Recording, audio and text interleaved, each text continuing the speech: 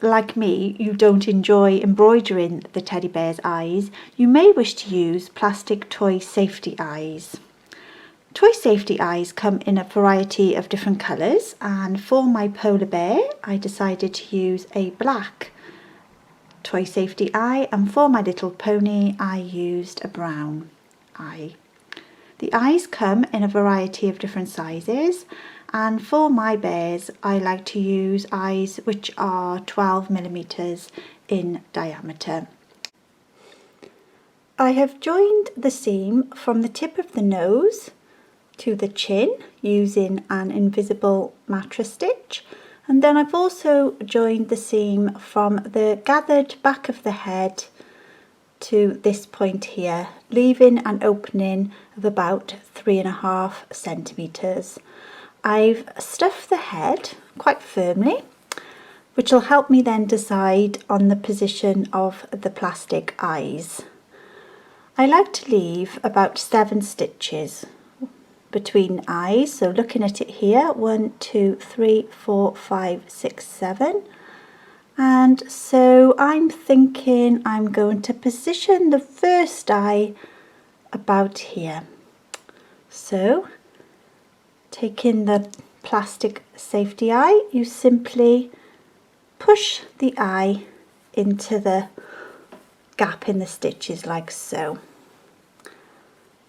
Then I'm going to position the second eye, hopefully in the same place, so that would mean putting the eye about here, and again pushing the eye in quite firmly. And then, as you can see, there are 7 stitches, 1, 2, 3, 4, 5, 6, 7 between the eyes.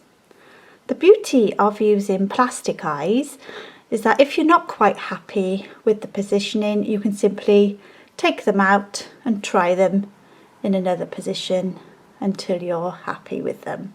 So once you've put the eyes in place, the next thing you need to do is to remove some of the stuffing so that you can then attach the safety clip.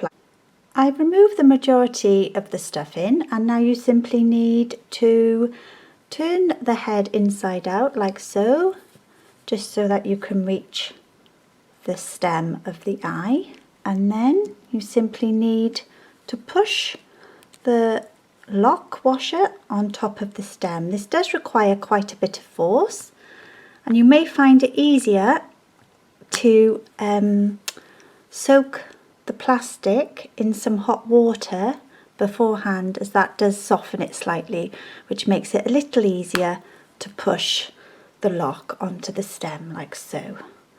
So once you've done the first eye, it's just a case of popping the lock washer on the other eye like so. Again, it does require quite a little bit of strength like so, until you hear the click. And there we go. As you can see, the eyes are very securely secured. And then once you've done that, it's just a case of reinserting the stuffing. I've spent a little time moulding and shaping the stuffing, and now I'm going to add some white and black yarn around the eye just to add some definition. So I've threaded my needle with some white yarn, and I'm going to insert the needle into the gap at the bottom of the head, and then I'm going to bring it out just below the eye like so. It is a little bit difficult, but there we are. So I'm going to bring the yarn out, and then I'm going to take the yarn around the eye and insert the needle into this point here like so,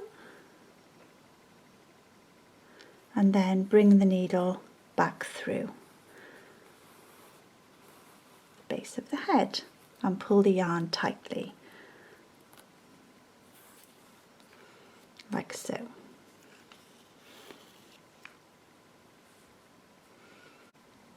I then sewed a white line onto the second eye like so, and I'm now going to sew a black line across the top of each eye.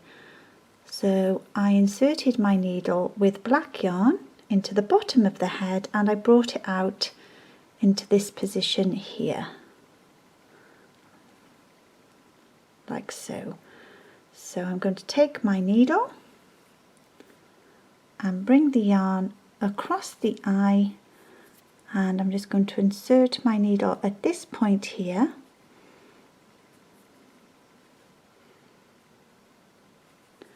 and take the needle through the head and out through the bottom opening like so.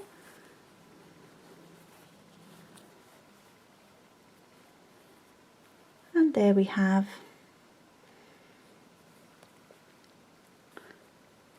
a black line across the top of the eye, and I just think it helps to give some character to the teddy. And then I'm going to do the same on the other side.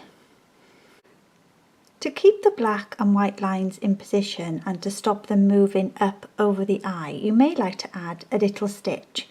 What I would recommend is taking some yarn, and yarn is generally made up of individual strands, so I would just take the yarn and take one strand off the yarn so that you're then able to use a very thin piece of yarn for the stitch so that it won't be too noticeable.